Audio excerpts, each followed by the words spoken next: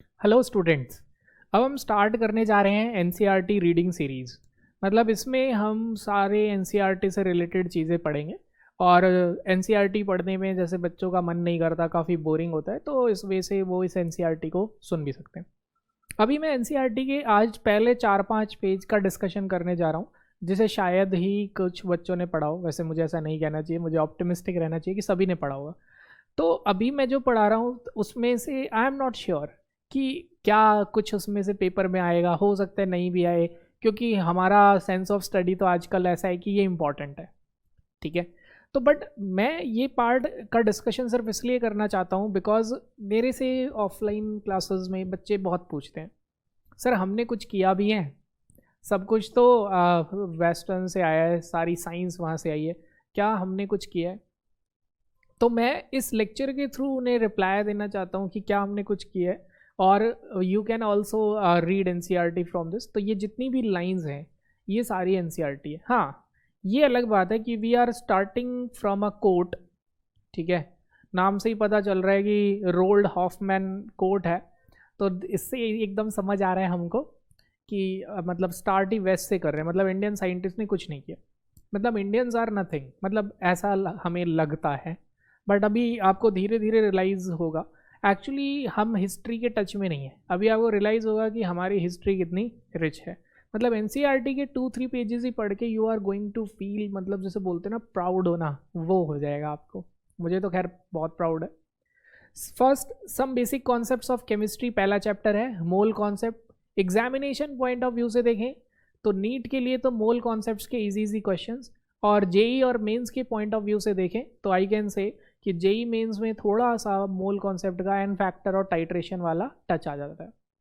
But आप चाहे JEE mains की तैयारी कर रहे हो या नीट की तैयारी कर रहे हो, एनसीईआरटी तो पढ़ना बनता ही है। तो और अभी जो पैटर्न और स्नैरियो चल रहा है, अगर आपका एम सिर्फ जेई मेंस है, जेई एडवांस नहीं है, आई रिपीट, अगर आपका एम सिर्फ जेई मेंस और नीट है, एडवांस नहीं है, तो ये सीरीज आपके लिए बहुत हेल्पफुल होने वाली है। तो देखिए सबसे पहले क्या कहा गया, chemistry is the science of molecule and their transformation. Chemistry molecules का साइंस है और उसको एक मॉलिक्यूल कैसे बदल रहे हैं उसके बीच ट्रांसफॉर्मेशन का स्टडी है। It is a science not so much of the 100 elements but of the infinite variety of molecules that may be built from them। ठीक है, तो ये साइंस जो है मेनली किसकी है, वो जो एलिमेंट्स हैं उनसे उनसे ज़्यादा उनकी है कि वो जो मिलके इनफाइनाइट नंबर ऑफ मॉलिक्यूल्स बना रहे हैं उससे ज़्यादा उनकी स्टडी है। अब हम स्टार्ट करते हैं। तो I am going to call the series as history of science. मतलब मैं यहाँ पे आपसे बोलना चाह रहा हूँ कि ये हिस्ट्री ऑफ साइंस है, और मैं चाहता हूँ कि मेरे को ऐसा लगता है कि मेरी प्रेजेंस बहुत ज़्यादा अब इम्पॉर्टेंट नहीं है, और ये जो आपके सामने इमेज आ रही है इसको पढ़ना बहुत ज़्यादा ज़रूरी है। तो मैं आपको बोलता हूँ कि अब आप थोड़ी देर के लिए मैं गायब हो जाता हूँ और आप फोकस करो, और मैं तो चाहूँगा कि आप फील करो कि और प्राउड कि मतलब हाउ हम इंडिया से हैं। ठीक है, तो साइंस को हमने देखा as a continuing human effort to systematize knowledge for describing and understanding nature. मतलब साइंस को क्या कहा गया कि ह्यूमन ने एफर्ट्स लिए, किस लिए, नॉलेज को सिस्टमैटिक कर दें ताकि चीज़ों को, नेचर को, सिस्टम को हम क्या करें, समझ सकें। ठीक है, तो ऐसा करता हूँ, ये मेरे को मैं प्रेजेंट ही हो जाता हूँ क्योंकि मेरे को ऐसे देख के बोलने में ज़्यादा सही लगेगा। तो मैं बेसिकली आपको ये बताना चाह रहा हूँ कि जो साइंस है हम कर क्या रहे हैं, हमारे डे टू डे लाइफ में जो भी प्रोसेसेस हैं वो इजी हो जाए। लेट से मेरे को किसी से बात करनी है तो वो मेरे लिए इजी हो जाए। लेट से मेरे को किसी को कुछ मैसेज भेजना है वो मेरे लिए इजी हो जाए। मेरे को कोई भी डे टू डे लाइफ में काम करना है, वॉशिंग क्लॉथ्स, ईटिंग, एनीथिंग। तो बेसिकली हम नेचर से क्या कर रहे हैं, नेचर से एक्सट्रैक्ट कर रहे हैं नॉलेज सिस्टमैटिक ढंग से, और कुछ ऐसा उसे यूज़ कर रहे हैं कि हमारा डे टू डे लाइफ में कन्वीनियंस होता चला जाए। तो साइंस का सबसे बड़ा योगदान तो यही है। ठीक है, तो जैसे आपने देखा होगा प्रीवियस क्लासेस में पढ़ा है, as NCERT says, you have learned in your previous classes that we come across diverse substances present in nature and changes them in daily life. जैसे कि हमने पढ़ा है curd formation from milk. Milk से क्या बनना, कर्ड, दूध का दही बनना। विनेगर, शुगर केन, मतलब शुगर केन गन्ने के रस से आप सिरका बनाते हैं अगर हम बहुत टाइम तक उसको छोड़ दें। Rusting of iron. तो ये ऐसे एग्जांपल्स हैं जो हम डे टू डे अपनी लाइफ में आते देखते हैं, और हमने कन्वीनियंस के लिए उनको डिफरेंट कैटेगरी में डिवाइड कर लिया है, ठीक है। तो जैसे केमिस्ट्री, फिजिक्स, बायो, जियोलॉजी, मतलब अलग अलग पार्ट में जिसमें जहाँ स्टडी कर रहे हैं वो कन्वीनियंस के लिए हमने उसे डिवाइड कर लिया। बट आपको भी थोड़ा बहुत समझ आ रहा होगा कि थोड़ा थोड़ा तो सारे एक दूसरे से कहीं ना कहीं बेसिकली जाके रिलेट ही हो जाते हैं। तो branch of science that studies the preparation, properties, structure and reactions of material is called chemistry, ठीक है। तो केमिस्ट्री क्या है, ये वो ब्रांच है साइंस की जो किसके साथ डील कर रही है, preparation, properties, structure and reaction of material substance. मतलब मटेरियल सब्सटेंस जो होते हैं उसकी रिएक्शन होना या उसके स्ट्रक्चर होना या उसकी प्रॉपर्टी या प्रिपरेशन। ऑर्गेनिक केमिस्ट्री इसके कैसे कनेक्ट करूं, तो हम सबसे पहले क्या पढ़ते हैं कि सब्सटेंस क्या है, फिर हम क्या पढ़ते हैं उसकी प्रिपरेशन क्या है, फिर हम क्या पढ़ते हैं उसकी प्रॉपर्टीज़ क्या है, फिर हम देखते हैं कि फिजिकल और केमिकल, फिर एप्लीकेशन। तो ये जो कंबाइंड स्टडी है किसी भी मटेरियल का, that is called as chemistry. अब केमिस्ट्री की डेवलपमेंट कैसे हुई, तो मैं आपको बताता हूँ। शुरू में पुराने ज़माने में हमारे, मतलब कहानी की तरह ही सुन लो, पुराने ज़माने में दो सबसे पॉपुलर काम थे। एक, जीवन में अमर होने के लिए कोई अमृत ढूंढना, और दूसरा सोना बनाना। तो केमिस्ट्री की डेवलपमेंट हमारे यहाँ इन्हीं दो चीज़ों को compete या इन दो चीज़ों को अचीव करने के लिए हुई। तो यहाँ पर वो कह रहे हैं कि it came at a result of two interesting things, मतलब दो चीज़ों की इंटरेस्टिंग थिंग्स के, जैसे पहला तो फिलोसफर्स स्टोन, मतलब एक पारस पत्थर जो किसी को भी क्या बना दे, गोल्ड। और उसके बाद elixir of life. Elixir of life का मतलब हुआ कि कुछ ऐसा सब्सटेंस जो हमें क्या कर दे, जो हमें अमर कर दे। मतलब इन शॉर्ट, या तो कोई भी चीज़ सोना बन जाए, ठीक है, या फिर हमने क्या किया, एक अमृत। ये दो चीज़ हम बनाने में लग गए। और कहते हैं ना, यू एम फॉर द क्या कहते हैं, स्टार्स तो लैंड ऑन द मून, ऐसा कुछ कहावत है ना। तो हम एम तो इन दो चीज़ों पे कर रहे थे, मतलब हम अमर होना चाह रहे थे और रिच। मतलब लाइफ में चाहिए क्या, लॉन्ग लाइफ और लेवी मतलब ज़्यादा सही वर्ड बोलूँ तो मैं बोलूँगा कि रॉयल काइंड ऑफ लाइफ। तो बस क्या चाहिए, पैसा और हेल्दी लाइफ। तो एक तो हम ऐसा ढूंढ रहे थे कुछ अमृत मिल जाए, एक पारस पत्थर मिल जाए और एक अमृत मिल जाए। इसकी खोज में केमिस्ट्री की डिस्कशन हुआ, ठीक है। तो इन एंशिएंट इंडस्ट्री, अब इन एंशिएंट केमिस्ट्री में रसायन शास्त्र कह सकते हैं, रासतंत्र बोल सकते हैं, रस क्रिया बोल सकते हैं, रस विद्या बोल सकते हैं। तो मैं इस एनसीईआरटी सीरीज़ का नाम इन्हीं चार में से कुछ देना चाहता हूँ। तो आप मुझे कमेंट करके बताइए कि कौन सा नाम इस एनसीईआरटी सीरीज़ को रखा जाए। मतलब रसायन शास्त्र या रासतंत्र या रस क्रिया या रस विद्या। तो आप बोलोगे सर इसका एनसीईआरटी क्या ले, कोई बात नहीं, एनसीईआरटी की सीरीज़ है तो एनसीईआरटी के पहले चैप्टर के पहले पेज से नाम लेके सीरीज़ बनाई जाए, ठीक है। नहीं तो ऐसा कुछ रख देंगे एनसीईआरटी रसायन शास्त्र, ऐसा एनसीईआरटी रसतंत्र। तो आप बताइए कौन सा नाम सही रहेगा इस सीरीज़ के लिए। अब ये जो रसतंत्र है या रसायन शास्त्र है, रसायन शास्त्र तो सभी ने सुनाया होगा, रसतंत्र, रस क्रिया और रस विद्या अभी आगे जब और थ्योरी पढ़ेंगे तो आगे हम और भी पढ़ेंगे। जैसे नवरत्न होते हैं ऐसे ही रस रत्न भी होते हैं। तो इट इंक्लूडेड मेटलर्जी। तो केमिस्ट्री में क्या क्या आ रहा था, इसमें मेटलर्जी आ रही थी, मतलब कि हम क्या कर रहे थे, मेटल्स को एक्सट्रैक्ट कर रहे थे या मेटल की प्रॉपर्टी को इम्प्रूव कर रहे थे। मतलब जो पूरा चैप्टर है ना, पूरी 11th-12th की ऑर्गेनिक केमिस्ट्री का ये लेक्चर, ये इंट्रोडक्शन है। बट अगर आपका बहुत कुछ अपनी हिस्ट्री के बारे में जानने का मूड नहीं है और आपको लग रहा है कि यस मुझे तो सिर्फ एग्जाम पॉइंट ऑफ व्यू से पढ़ना है और मुझे एक लेक्चर, तो यू कैन स्किप दिस, ठीक है। ये बस मुझे ही बहुत मज़ा आया इसे पढ़ के, तो मुझे लगा तुम्हें भी अपनी हिस्ट्री के बारे में पता होना चाहिए कि हम सब कुछ कर चुके हैं और हम सबसे ऊपर हैं, टॉप पे। बट अब इसमें पता एक बड़ी इंटरेस्टिंग बात है कि आपके दिमाग में तुरंत सवाल आया होगा कि तो फिर हम पीछे कैसे हुए। तो इसका भी जवाब बस इसी लेक्चर के साथ आपको मिल जाएगा। तो मेटलर्जी, मेडिसिन का बनाना, ग्लास, डाइज, ये सब बनाना। सिस्टमेटिक एक्सकेवेशन एट मोहनजोदड़ो, मतलब एक हमारे यहाँ पे मोहनजोदड़ो क्या है आप सभी को पता होगा कि ये भी एक सिविलाइजेशन है। तो सिंध और हड़प्पा, इनका जब हमने एक्सकवेशन किया, मतलब जब इनको मतलब ये डिगिंग की हमने या खुदाई किया, एक्सप्लोर किया, तो हमें इनके क्या पता चला कि भारत की डेवलपमेंट ऑफ केमिस्ट्री का हमें आइडिया लगा। ठीक है, अब आपको तो पता है कि इंडिया में क्या रहता है, इंडिया में एक व्हाट्सअप यूनिवर्सिटी खुली हुई है, एक फेसबुक यूनिवर्सिटी खुली हुई है, आजकल तो इंस्टा यूनिवर्सिटी आ गई है, यूट्यूब यूनिवर्सिटी, यहाँ पे जो जो बोलते वेरीफाई नहीं करते। तो मैं आपको एक बात बोल रहा हूँ कि कुछ भी सुनो वेरीफाई ज़रूर करो, ये मेक इट अ हैबिट। कुछ भी पढ़ते रिएक्ट नहीं करना है आपको, ठीक है। तो ये मैं इसलिए बोल रहा हूँ क्योंकि मैंने कहीं ऐसे मैंने किसी से मतलब बहुत ही एजुकेटेड बंदे से बात सुनी कि इंडिया को इंडिया इसलिए बोलते हैं because it is a nation which got independence in August, मतलब ऐसे कुछ इंडिया की फुल फॉर्म बता दी उसने लेकिन मैंने सोचा कि बताओ, मतलब हमने केमिस्ट्री के 4 पेज नहीं पढ़े कि इंडिया का नाम आया इंडस वैली रिवर। भाई यहाँ पे एक इंडस रिवर थी, इंडस रिवर से जो सिविलाइजेशन डेवलप हुई है, जो उसके नियर बाय थे, उसका नाम इंडिया पड़ गया। अब अगस्त से पहले, अंग्रेजों से पहले इंडस रिवर थी। मतलब ये साइंस, ये नॉलेज कहाँ गई, कहाँ गई? व्हाट्सएप यूनिवर्सिटी पे जो मिल जाए वो किसी भी यूनिवर्सिटी से आजकल ऊपर है।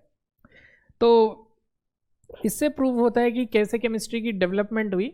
तो वैसे मेरे से ज़्यादा अच्छा तो एनसीईआरटी ने समझाया हुआ है इसे। Archaeological finding shows that baked bricks were used in construction work.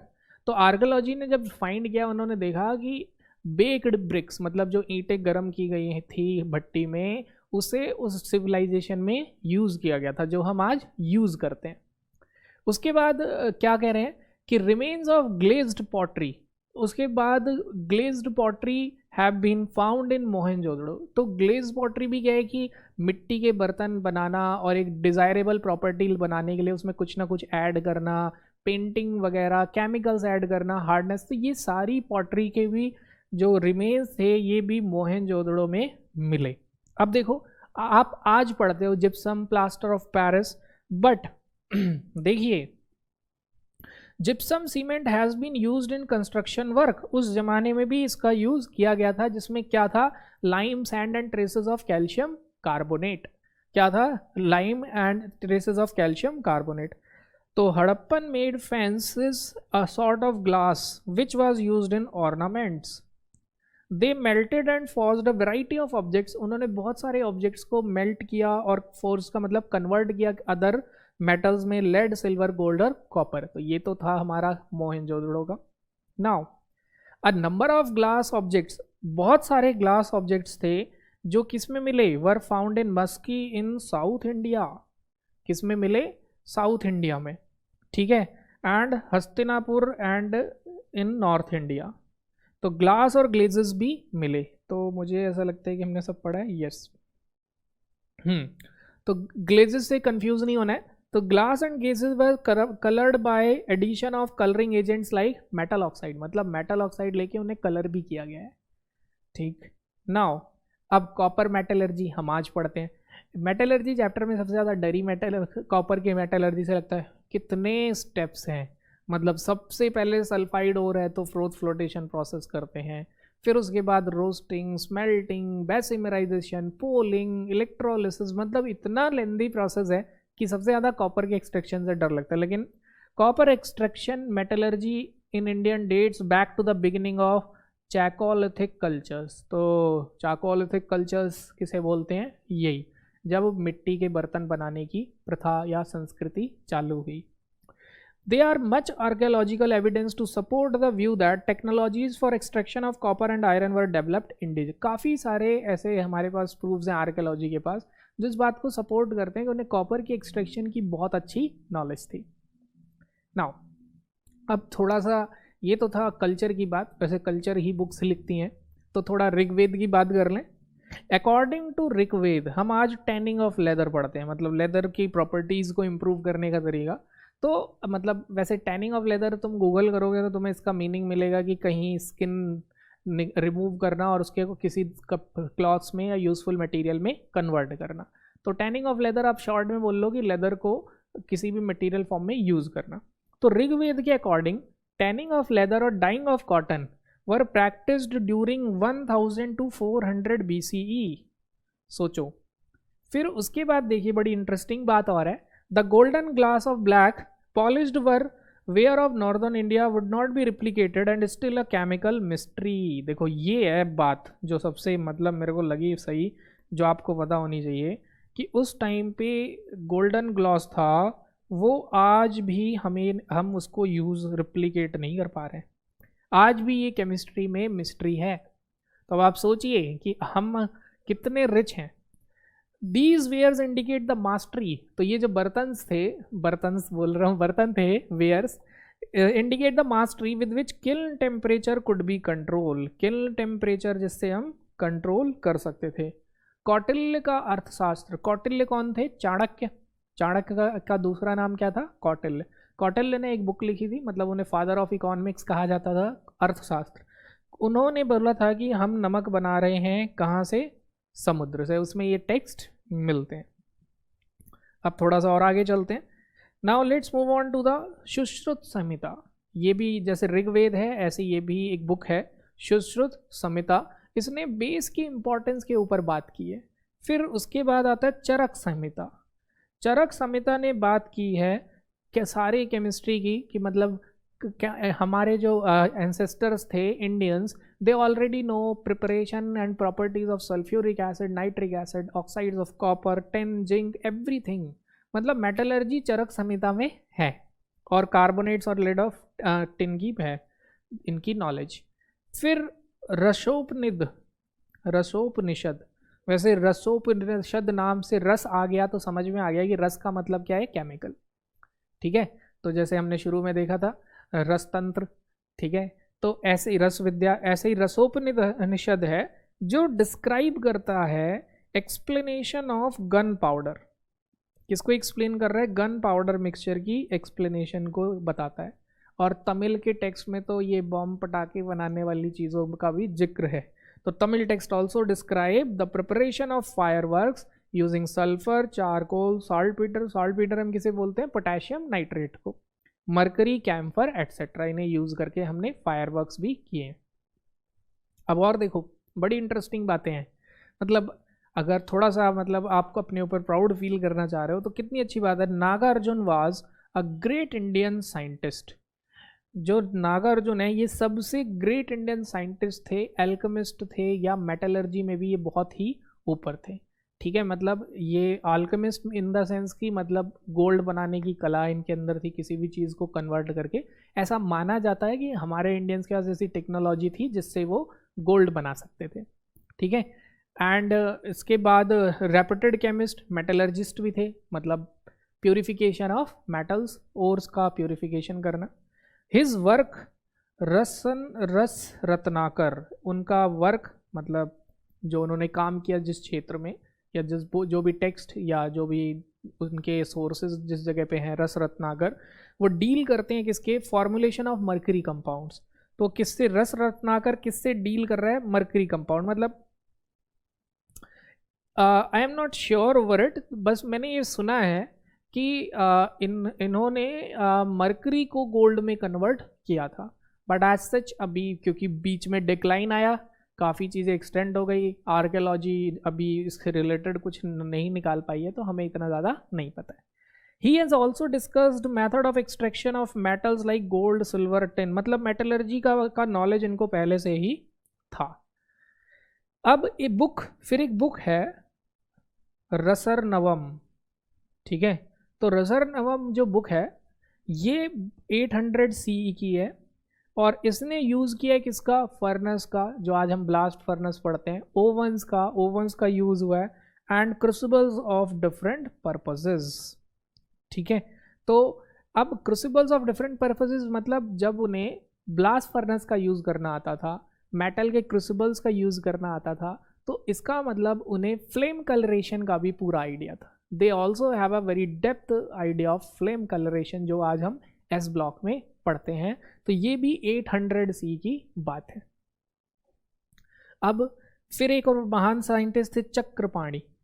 तो चक्रपाणी जो थे उन्होंने मरकरी सल्फाइड की डिस्कवरी की, HGS की, और क्रेडिट फॉर इन्वेंटिंग सोप। मतलब आज हमें लगता है कि पुराने ज़माने में लोग ऐसे ही नहा लेते थे, लेकिन सोप की डिस्कवरी भी उन्होंने की थी। The credit for inventing soap also goes to him.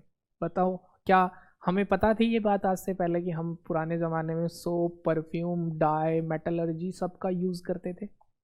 He use mustard oil and some basis for making soap. उन्होंने मस्टर्ड ऑयल और एल्कली का यूज़ किया सोप की प्रिपरेशन के लिए। Indian began making soap in 18th century. Indians 18th century में soap बनाने लग गए। ऑयल, रांडा and seeds of mahua plant, calcium carbonate. ये जो मतलब अब ऑब्वियसली तुम मुझसे बोलोगे कि सर कैल्शियम कार्बोनेट दिखा दो, तो मैं बता ही नहीं पाऊंगा। ऐसे ये जो मस्टर्ड ऑयल है, रांडा ऑयल है, ये उस ज़माने में कुछ ऑयल्स होते थे, वैसे मस्टर्ड ऑयल तो आज भी होता है, उनका यूज़ किया था सोप बनाने के लिए। अब एक बड़ी इंटरेस्टिंग चीज़ है, अजंता एलोरा केव्स पे जो पेंटिंग है वो आज भी ख़राब नहीं हुई, स्पॉइल नहीं हुई। What does it mean? इतनी बारिश, इतना तूफान, इतना सीजन आया, कुछ नहीं हुआ। मतलब कुछ उनके ऊपर ऐसी कवरिंग की गई थी प्रोटेक्टिव लेयर पेंटिंग के ऊपर कि वो ख़राब ना हो। तो सोचिए कि दे ऑल्सो थिंक अबाउट, जैसे आज तो हम लेड पेंटिंग भी रखते हैं तो काली पड़ जाती है, मतलब उन्हें अपनी पेंटिंग को प्रिजर्व करने के लिए भी अच्छे केमिकल तरीके पता थे। तो देखिए एनसीईआरटी क्या कहती है इसके बारे में। The paintings found on wall of Ajanta and Ellora which look fresh even after ages. इतने सालों बाद भी क्या है, फ्रेश है। तो इसके पीछे भी एक हाई लेवल ऑफ साइंस को भी ये शो करती है। तो वो बोल रहे हैं कि वराहमिर बृहत संहिता है, ये भी एक बुक है, वराहमिर बृहत संहिता। ये एक एनसाइक्लोपीडिया है जो 6th सेंचुरी में बना गया था। ठीक है, ये किसके बारे में डील करता है? ये ऐसे लिक्विड मटेरियल के बारे में, थोड़ा ग्लू टाइप के मटेरियल के बारे में बात करता है, जो अगर किसी पे अप्लाई कर दे तो वो मेटल प्रोटेक्टिव, जैसे आजकल चल रहा है ना एशियन में पेंट, सालों साल चलता जाए, अल्टीमा, प्रोटेक्टिव लेयर, तो ये सब हमारे पास पहले से ही थी। तो it informs about preparation of glutinous material to be applied on walls and roof of houses and temples. ये किससे बनाते थे? It was prepared from plants, fruits. Obviously देखिए हमारे यहाँ इंडिया में नेचर ऐसा है कि खूब पेड़ पौधे होते हैं, तो हमने सारी चीज़ें, चाहे वो मेडिसिन हो, चाहे वो डाइज हो, वो हमने प्लांट्स और प्लांट से ही एक्सट्रैक्ट किया, एनिमल से भी नहीं। क्योंकि देखो हमारे यहाँ तो गाय हमारी माता है, एनिमल्स को किसी न किसी फॉर्म में पूजा जाता है, बंदर हमारे बजरंग बली है, और चूहा जो है वो गणेश जी की सवारी है, तो लॉयन लक्ष्मी माता। मतलब ऐसे हमने क्या किया है, हमने एनिमल वाइल्ड लाइफ का कैंपेन नहीं चलाया है, मतलब शो ऑफ नहीं किया पेटा बना के। हमने रियली एक तरीका ढूंढा जिससे हम वाकई ही उन्हें प्रिजर्व कर सकें उन्हें। ठीक है, बिकॉज हमारे उन्हें वो पता था, हमारे लोग इतने नॉलेजेबल थे कि आदमी को ज्ञान कितना भी हो लेकिन वो फिर भी गलत करता है। जैसे आपको भी पता है बहुत सारी चीज़ें की गलत है लेकिन आप करते हो। हमें पता है कि प्लांट्स बहुत ज़रूरी हैं, ट्रीज़ बहुत ज़रूरी है, लेकिन काटे जा रहे हैं। ठीक है, तो लेकिन उन्हें पता था कि अगर हम बोल देंगे कि इसमें ये भगवान है, ठीक है, लेट से कि नीम का पेड़ बहुत ज़्यादा हेल्दी है, मेडिकल, अब तो सबको पता है बात, तो उसमें कुछ भगवान हो गए, कुछ पीपल के पेड़ में हो गए जो हाईली ऑक्सीजनेटेड, ऑक्सीजन कंटेंट वाला प्लांट है, तो वो नहीं काटे जाएंगे, वो लास्ट में काटे जाएंगे, जो कि ह्यूमन के लिए सबसे ज़्यादा बेनिफिशियल है। सेम में एनिमल को भी प्रिजर्व किया किसी न किसी गॉड से कनेक्ट करके। तो उन्होंने कितना अच्छा तरीका ढूंढा हुआ था। आज भी सोचो अगर आपको तुलसी का पेड़ उखाड़ के फेंकना पड़े तो आपके हाथ हल्के से कांपेंगे, कहीं पाप ना लग जाए, चाहे आप कितना ही ना मानते हो भगवान को। तो सोचिए कि कितना मतलब डेप्थ है। लेकिन जिनको नॉलेज है वो पेड़ उड़ाते चले जा रहे हैं। अब लोगों को पता है तो भी तो पेड़ उड़ काटे जा रहे हैं। तो एक्चुअल में नॉलेज से इतना बेनिफिट नहीं हो रहा, बिकॉज विजडम का होना बहुत ज़रूरी है। तो it was interesting to test such material scientifically and access them for use. A number of classical text, बहुत सारे पुराने ऐसे टेक्स्ट हैं जैसे कि अथर्ववेद 1000 BC में था, उसने भी कुछ डाइज और मटेरियल स्टफ की बात की गई थी जो सनफ्लावर ऑयल से बनाया था। Other substance have tinting property. Tinting property होती है आप किसी कलर में वाइट ऐड कर दो तो उसका थोड़ा सा कलर चेंज हो जाता है। तो टिंटिंग प्रॉपर्टी का भी पता किया था उन्होंने बाय कैम्पेल्शिया, पतंगा एंड जाटुका। अब ऑब्वियसली यार हमने इंग्लिश नेम पता है, आज को कोई फोटोकॉपी को कोई हिंदी में लिख के सामने चला जाएगा तो हम उसे नहीं आइडेंटिफाई कर पाएंगे, बट आई एम श्योर कि ये जो वर्ड्स हैं ये हमारे डे टू डे लाइफ में ज़रूर कनेक्टेड होंगे। फिर वारामिर बृहत संहिता ने हमें परफ्यूम्स और कॉस्मेटिक्स रेसिपीज़ के बारे में भी बताया। मतलब हम परफ्यूम्स का भी यूज़ कर रहे थे और कॉस्मेटिक्स का भी। कॉस्मेटिक्स क्या होता है, फेशियल क्रीम, हेयर डाई, ये सारी चीज़ों का यूज़ उस ज़माने में भी होता था। मतलब क्योंकि देखो मैं ये बात तुम्हें इसलिए बता रहा हूँ क्योंकि अगर वराहमिर ये बृहद संहिता में ये बात लिखी हुई है तो हमें कितनी गलत पिक्चर हमारी हिस्ट्री की दिखाई गई है। क्योंकि जब हमें ही अपने कल्चर पे शर्म आएगी तो हम कैसे पावरफुल होके ग्रो कर पाएंगे। तो वैसे गलती तो हमारी है कि हमने अपने कल्चर को जानने की कोशिश ही नहीं की। हमने ये जानने की कोशिश ही नहीं की कि हमारी हिस्ट्री कितनी रिच है। हमने ये जानने की कोशिश ही नहीं की कि हमारे एंसेस्टर्स कितने इंटेलिजेंट थे जिन्हें हम बेवकूफ़ मानते हैं। आजकल तो बच्चे इतने इंटेलिजेंट अपने पेरेंट को ही बेवकूफ़ मानते हैं, उन्हें क्या ही पता है। ठीक है, तो आप देखिए कि हम जब उस ज़माने में थे हमें मेटलर्जी का पता था, हमें पेंटिंग का शौक़ था, हमें डिफरेंट वैरायटी ऑफ फूड्स का शौक़ था, हमें पता था कि हमें कैसे जवान दिखना है, हमें डाइज़ का शौक़ था, हम हेयर डाई भी करते थे, हम कपड़ों पे भी डाई करते थे, एंड एज वेल एज हमें कॉस्मेटिक्स की भी नॉलेज थी। मतलब we know how to look yourself, keep yourself young and fresh. Hair dyes were made from plants like, अब देखिए ये जो बातें हैं ये मैं तुम्हें इसलिए बता रहा हूँ क्योंकि ये सारी बातें एनसीईआरटी में लिखी है और विद रेफरेंस लिखी है कि कौन सी चीज़ें कहाँ से उठाई गई। तो स्टील एसिडिक एक्सट्रैक्ट ऑफ सोर राइस ग्रोल, ये सोर राइस ग्रोल आप ऐसे मान लो कि चावल जब खराब हो जाता है तो उससे उबाल के जो बनाते हैं डाई करने के लिए, ऐसी चीज़ें। फिर गंध युक्ली, अब गंध युक्ली कोई बुक है वो डिस्क्राइब करती है सेंट परफ्यूम इनकी प्रिपरेशन। टेल्कम पाउडर तक हम यूज़ करते थे। बोलो, क्योंकि मैं पता ये बातें तुम्हें बार बार क्यों बता रहा हूँ, क्योंकि मैं लास्ट 5 to 10 ईयर से, अब बोलो बचपन से सुनता हुआ, अभी 5 to 10 ईयर में तो मैं किसी को बता ही नहीं सकता हूँ, लेकिन बचपन से सुनता है। हम बहुत ही अनपढ़ थे, हमें रहना नहीं आता था, हमें एक नॉलेज ही नहीं थी किसी चीज़ की। हम अपने आज के बच्चों को पता है कैसे अपने आप को मेंटेन रखते हैं। मतलब they are using very sophisticated words, लेकिन आप देखिए मेंटेनेंस तो हमारे पास था, हमारी हिस्ट्री में था। फिर उसके बाद paper was known to India in 17th century. India में पेपर 17th सेंचुरी में आया, किससे? By Chinese traveller. अब एक्सकवेशन ऑफ तक्षशिला, तो तक्षशिला जो है ये एक यूनिवर्सिटी थी इंडिया में पुरानी, तो ऐसा बोलते हैं कि Takshashila university is very big university in India, और कौटिल्य मतलब चाणक्य भी वहीं पे पढ़े और वहीं पे आचार्य थे। तो जब वहाँ से पता चला कि इंडिया में इंक यूज़ होती थी 4th सेंचुरी से, चाइनीज़ 17th सेंचुरी में लाए हैं पेपर, और हम इंक यूज़ कर रहे हैं कौन सी सेंचुरी में? 4th सेंचुरी में। और जो कलर था वो इंक का, वो किससे बन रहा है? चौक से, रेड से, और किससे? एंड मिनिमम, मतलब जो उसके बचे कुछ चीज़ें हैं। It seems that process of fermentation is well known to the India. इससे पता चलता है कि इंडिया में फर्मेंटेशन प्रोसेस की लोगों को ढंग से नॉलेज थी, जो हम आज पढ़ते हैं ग्लूकोज की प्रिपरेशन में। वेद या वेदास बोल लो, हमारे जो वेद पुराण है, या जो कौटिल्य का अर्थशास्त्र है। अब आज इनको ये they have discussions about liquors, मतलब हमें लगता है कि अल्कोहल आज बना है, लेकिन वेद और कौटिल्य अर्थशास्त्र जो 400 BC की बुक्स हैं उनमें भी लिकर्स यानी शराब का डिस्कशन है। Charaka Samhita also mention ingredients such as bark of plant, stem, flowers, leaves, woods. Charaka Samhita में ये ऐसी चीज़ें जिनसे हमने क्या बनाया? असव्स बनाए। तो ये जो असव है ये लिकर आजकल मॉडर्न डेज में बोला जाता है। The concept that matter is ultimately made up of indivisible, अब जैसे डाल्टन ने एटॉमिक थ्योरी दी, we all know that Dalton's atomic theory. तो डाल्टन्स एटॉमिक थ्योरी के बारे में सबको पता है, लेकिन आप ये देखिए कि एटम जो सबसे छोटी चीज़ है, कोई भी मैटर किसे बोलते हैं? Which has wait. तो मटीरियल क्या है? मैटर से है। मटीरियल भी क्या है? Anything which is matter. कोई भी चीज़ जिसका वजन हो वो मटीरियल है या वो मैटर है। वो सबसे छोटी चीज़ से बना है, डाल्टन ने बताया। लेकिन हमारे यहाँ भी बोला गया था कि ये ऐसी इंडिविजुअल चीज़ से बनी है जो बहुत ही छोटा है, और वो बहुत छोटा मतलब बहुत मतलब परम, और छोटा मतलब अणु, और उसको परमाणु नाम दिया गया। तो वो सबसे छोटी चीज़ क्या बोली गई?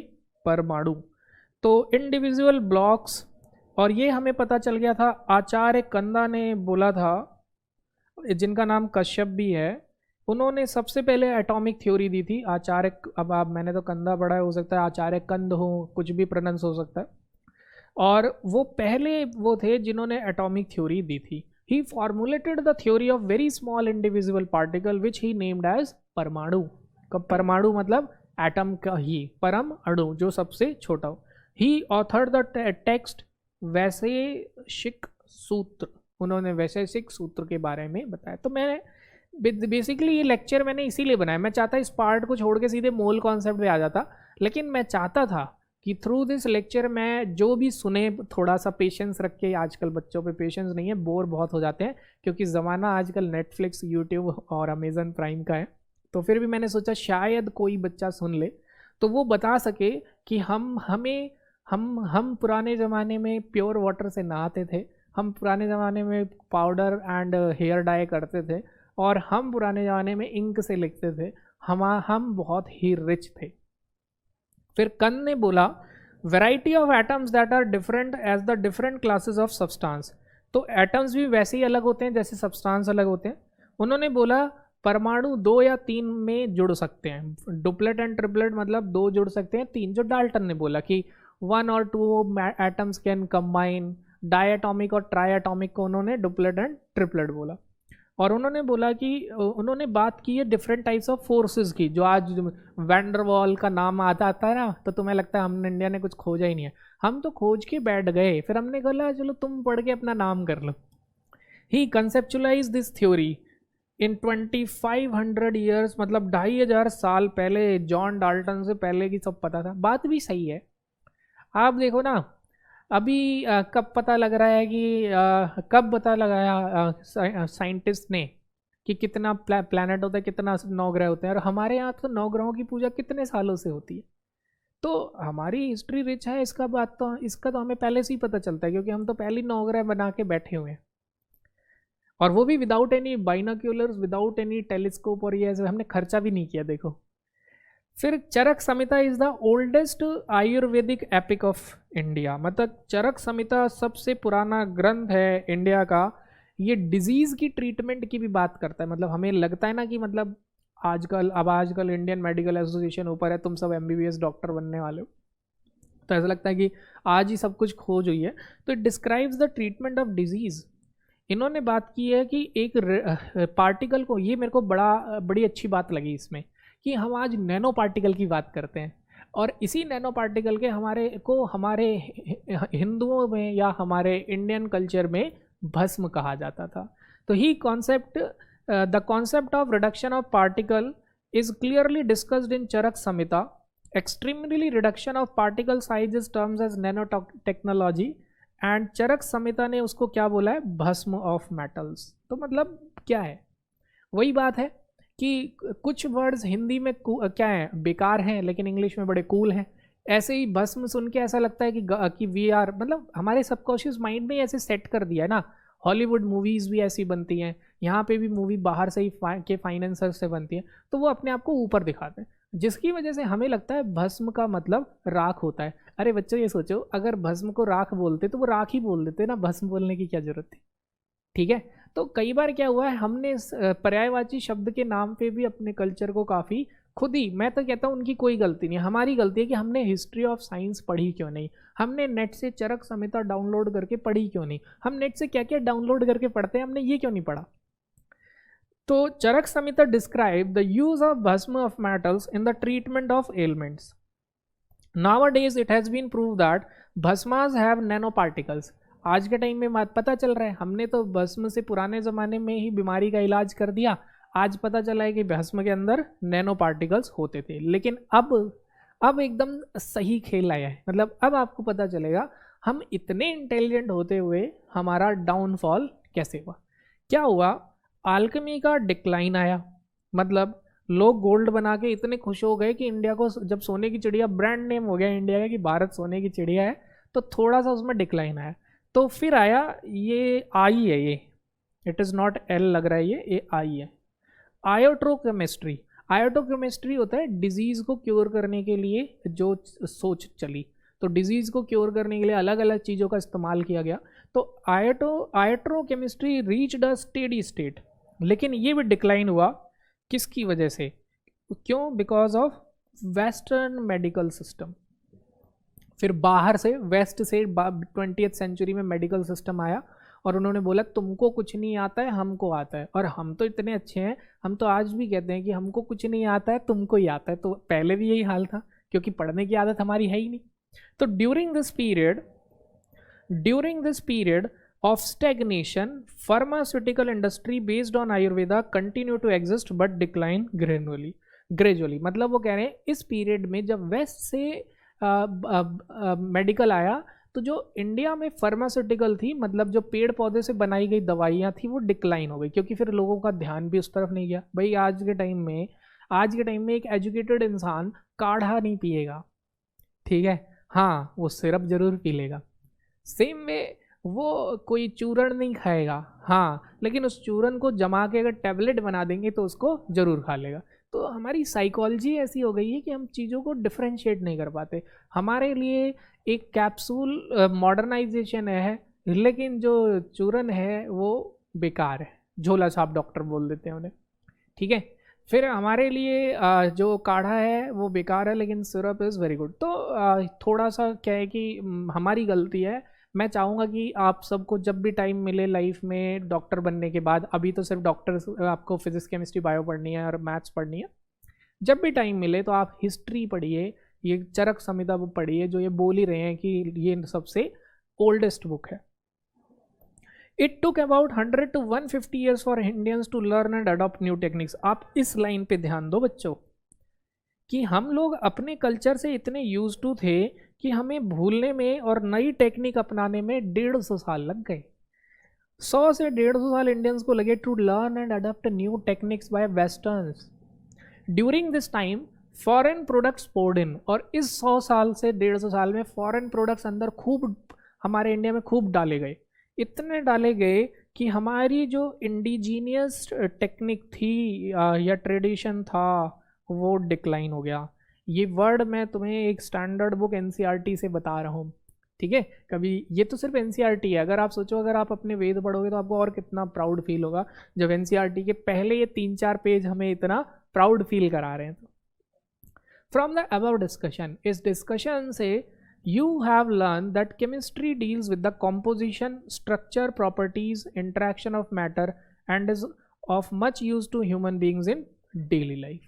तो आपने ऊपर वाले डिस्कशन से पढ़ा कि केमिस्ट्री चाहे चरक संहिता में हो, चाहे डाई हो, चाहे पॉटरी हो, चाहे मेटलर्जी हो, चाहे इलेक्ट्रोकेमिस्ट्री हो, चाहे अल्केमी हो, सिर्फ क्या कर रही है, properties, structure and interaction of matter पे बेस्ड है। और इसको हम कैसे समझते हैं एक कि मैटर का जो सबसे छोटा बेसिक कॉन्स्टिट्यूएंट है वो क्या है, एटम या मॉलिक्यूल। एटम जब एक जैसे दो एटम कंबाइन होकर एक स्टेबल फॉर्म बनाते हैं तो उसे हम क्या बोलते हैं, molecules. That is why chemistry is also called as the science of atoms and molecules. इसलिए केमिस्ट्री को हम क्या बोलते हैं, science of atoms and molecules. Importance of chemistry, ये तो मैं क्या ही बताऊँ, इसलिए मैंने यहाँ कुछ लिखा ही नहीं, इंपॉर्टेंस ऑफ केमिस्ट्री में लिखा ही नहीं, बिकॉज हमें पता है कण कण में जैसे बोलते हैं ना राम है, वैसे ही कण कण में केमिस्ट्री है, हर जगह केमिस्ट्री है। इंपॉर्टेंस ऑफ केमिस्ट्री आप देखिए, मेटलर्जी, अगर मैं सिर्फ वर्ड ही लिख दूँ मेटलर्जी, तो आपको पता है कि आज के टाइम में अगर मेटलर्जी ना हो तो घर नहीं बना सकते आप, ठीक है। आपको आयरन का एक्सट्रैक्शन, कॉपर का, खाने पीने के बर्तन, घर, कार, एरोप्लेन, एवरीथिंग, ये सब मेटलर्जी। तो सबसे बड़ा इम्पोर्टेंस क्या है केमिस्ट्री का, यू कैन से जो हमारा डेली लाइफ में मेटलर्जी। दूसरा केमिस्ट्री का इम्पोर्टेंस क्या है, हम डेली लाइफ में इतनी चीज़ें खा रहे हैं, पी रहे हैं, तो you can say in our food and you can say beverages, ये भी केमिस्ट्री है। कि कुछ तो ऐसा, अब आपको पता है ना मैगी में इमल्सीफायर्स डालते हैं जिसकी वजह से आप एडिक्टेड हो जाते हो उस टेस्ट से। मतलब पतंजलि का मैगी अच्छा नहीं लगता हमें, मैगी नूडल्स जो आते हैं वही अच्छा लगता है। अब देखो नूडल्स कहना चाहिए मेरे को, मैंने पतंजलि का मैगी बोल दिया। तो पतंजलि के नूडल्स अच्छे नहीं लगते, लेकिन मैगी के नूडल्स अच्छे लगते हैं, तो उसमें कुछ इमल्सीफायर्स डालते हैं। एक और मिथ है बच्चों हमारे अंदर कि हमें लगता है ये टेस्टी और ये टेस्टी नहीं है। टेस्ट डेवलप होते हैं, टेस्ट को डेवलप किया जाता है। आप जिस चीज़ के लिए टेस्ट डेवलप करोगे वही आपको टेस्टी लगने लगेगी। हालांकि अब आज के टाइम में वर्ड इतना ज़्यादा हो गया कि तुम्हें मेरी बात सही लग ही नहीं रही होगी। बट स्टिल मैं तुम्हें यही बोलूँगा कि टेस्ट डेवलप किया जाता है। अब आप देखो ना, किसी को कोई चीज़ बहुत पसंद होती है, किसी को कोई। अगर एक चीज़ टेस्टी है तो वो सबको बराबर पसंद आनी चाहिए। इट मीन्स कि हर इंसान का टेस्ट अलग तरीके से डेवलप होता है। तो दूसरा, you can say importance of chemistry in your clothing industry. फिर you can say importance in cosmetics. फिर यू कैन से इन क्या कहते हैं, healthy life style. And you can say curing disease. तो these are importance of chemistry. तो यहाँ पे मैंने अपना हिस्ट्री ऑफ साइंस का लेक्चर ख़त्म किया है, जिसमें हमें पता चला कि हम कितना ज़्यादा डेवलप थे, फिर हम क्यों डिक्लाइन हुए, और हमें नई टेक्निक अब अडॉप्ट करने में कितनी परेशानी हुई, और हमारे लिए ओल्ड टेक्निक अडॉप्ट करना अब भी ज़्यादा आसान है। So in next lecture we will start from our moles, matters, types of matter, NCERT के नेक्स्ट। तो अभी हमने 1.1 तक फिनिश किया है, नेक्स्ट लेक्चर में कंटिन्यू करते हैं 1.2 से। So we end our lecture here. Thank you.